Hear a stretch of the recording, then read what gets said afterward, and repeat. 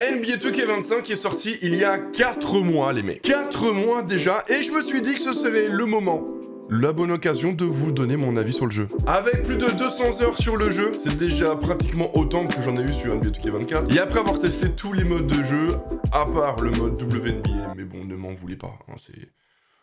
Je me suis dit que j'étais plutôt légitime, que je pouvais vous donner mon avis, que vous pourrez vous y fier. Achetez-le! Je rigole. Enfin, si, peut-être. Enfin, je sais pas. À vous de voir quand vous aurez vu cette vidéo. Enfin, ou peut-être vous y jouez déjà. Vous voulez juste mon avis. Bref, on s'en fout. Installe-toi, abonne-toi si ce n'est pas déjà fait. Et n'hésite pas à liker, ça m'aide énormément. J'aimerais bien faire ce genre de vidéo plus souvent, les gars. En plus, c'est des vidéos où vraiment j'écris et tout, quoi. Genre, vraiment, c'est nouveau. De baiser pour WAM. Et c'est une vidéo qui me tient à cœur aussi. Donc, ouais, n'hésite pas à liker. Donne-moi ton avis dans les commentaires. Avec respect, évidemment, n'allez pas vous tirer dessus. Mais le plus important, évidemment, kiffe.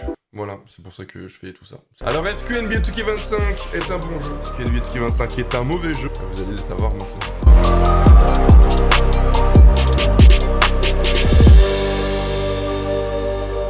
NBA 2K25 est-il un bon jeu? Est-ce que tu dois absolument l'acheter ou l'offrir pour Noël? Est-ce que ça vaut le coup que tu t'investisses dessus? Eh bien, en fait...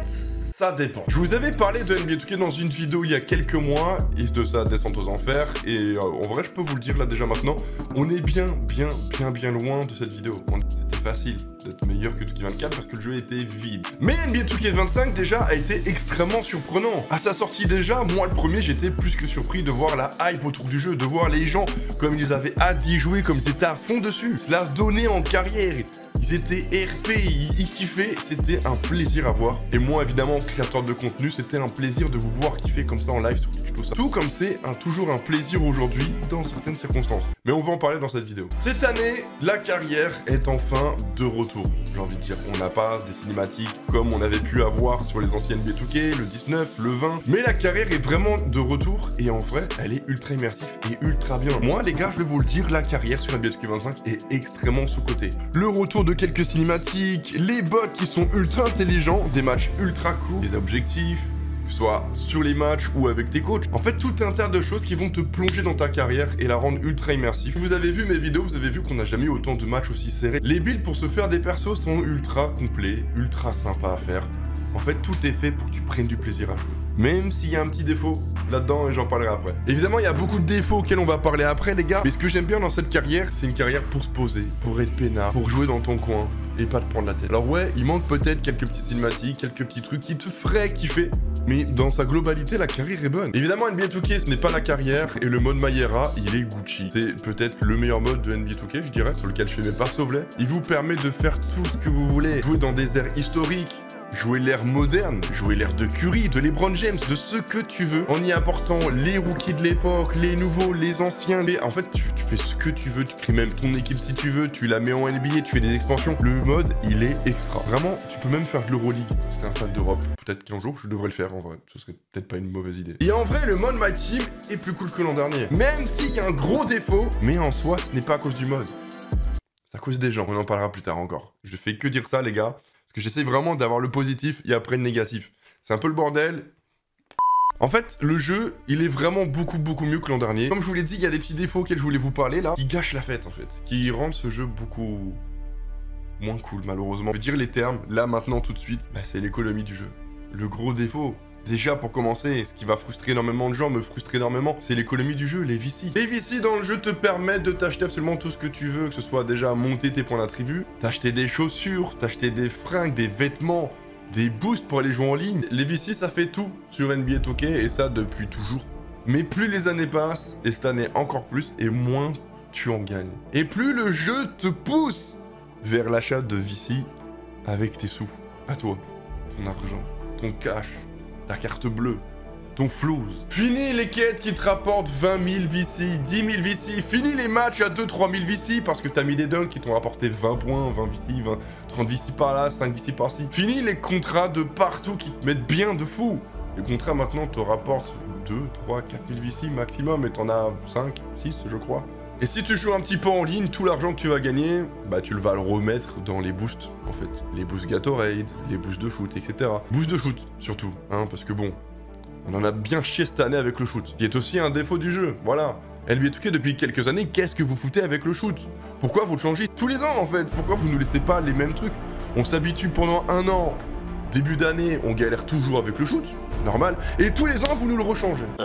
Mais heureusement que tu as la roue. Tous les jours, tu peux choper tes VC, devenir riche. La course de cartes qui te rapporte 2500 VC par semaine. Ouais, c'est marrant. En fait, c'est vraiment dommage parce que le jeu, dans sa globalité, il est vraiment bon. C'est un très bon jeu. Mais déjà, rien que par l'économie du jeu, ça peut rendre le jeu ultra frustrant. Ça peut dégoûter des gens. Le gameplay, il est super bon.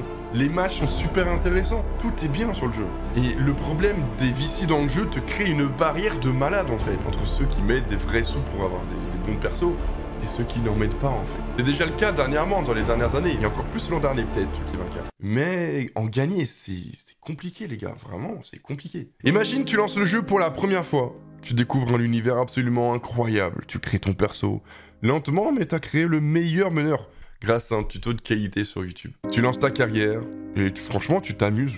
Même à 62 gènes. Tu t'éclates réellement à 62 gènes. Tu grindes petit à petit, tu te balades dans la ville et t'es bluffé quand tu décides de tester le parc. Là, tu fais ta première erreur. Mais c'est pas de ta faute. T'arrives près du terrain pour t'installer et tu te dis que tu vas passer un bon moment. Jouer le mode en ligne si connu d'NBA 2K, le parc. Sauf que tu vois tout le monde à 99 de gènes, 97. 98. Absolument personne ne veut se placer sur le terrain avec toi. Parce que bah, ton joueur, ton pro, il est gaze. Et si par chance, tu arrives à aller sur un terrain pour jouer un match, personne ne te verra, personne ne voudra jouer avec toi. En fait, c'est simple. Jouer en ligne sans monter son pro, que ce soit en parc, en rake, en pro-M, ce que tu veux, c'est impossible. Déjà parce que tous les autres joueurs ont déjà monté leur pro, sont déjà au max de max de max. Mais en plus parce que cette année, malheureusement, la plupart des gens en ligne se prennent pour Gotaga, quoi. Se prennent pour des joueurs e-sport, pour des champions du monde. Le parc pour un joueur 99 de gènes, c'est déjà super compliqué. Parce que vraiment, réellement, je pense que c'est la mode sur tous les jeux en général, et pas que NBA 2K. Les gens jouent leur vie maintenant, peu importe le jeu, ils sont à fond, ils jouent méta, ils jouent même...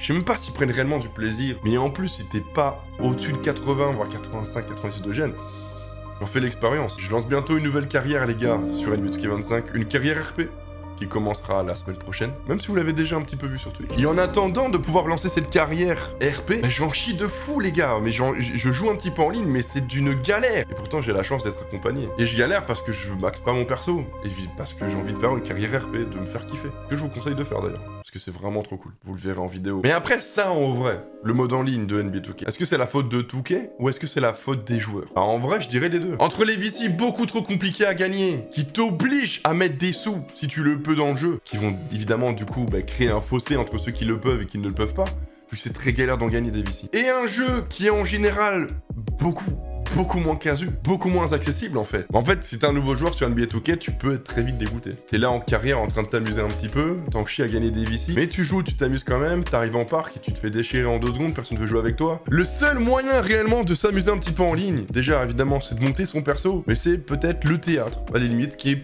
plutôt un bon mode, même si malheureusement, bah c'est plutôt les mêmes modes tout le temps, on va pas se mentir. Le mode rake, si t'as une compo, si tu joues avec des potes à toi. Que parfois, le rake, ça joue comme pas mal sa vie. Une game sur 3, une game sur 2. Ce qui est vraiment dommage en vrai. Parfois, évidemment, il y a des petits événements sur NBA 2K. Comme les trucs avec les dieux, etc. Les trucs de poker, j'en sais rien, tu vois. Ça, je te raconte même pas comment ça tryhard. Déjà que ça joue sa vie sur le parc. Lorsqu'il y a un événement sur NBA 2K, double XP, double machin, double bidule. Mais laisse tomber, c'est fini, vas-y pas. Et tout ça pour gagner 20 000 VC des fois, tu vois. Ça vaut pas le coup de sneaker comme ça pour 20 000 VC, quoi. T'as envie de t'acheter même une paire de chaussures ou j'en sais rien, ce que tu veux, tu ne peux pas. Je pars un peu dans tous les sens, mais je pense que vous m'avez plus ou moins compris.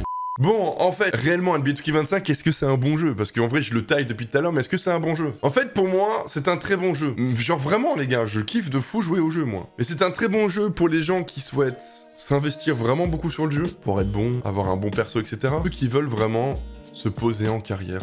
Et se pas se prendre la tête et kiffer. Lancer la play pour faire une petite game de parc, au calme, c'est fini ça. T'es obligé de tryhard pour mettre le moindre panier. En fait, le meilleur moyen de s'amuser pour moi, c'est de se créer un petit perso, de se faire kiffer en carrière, faire ses petits matchs tranquilles, dans sa petite équipe, monter progressivement, en réalisant les objectifs du coach, les titres NBA, les rookies, tout est fait pour que tu kiffes en carrière. T'as les objectifs en cours des saisons, devenir rookie, gagner le NBA Cup, devenir le GOAT, etc.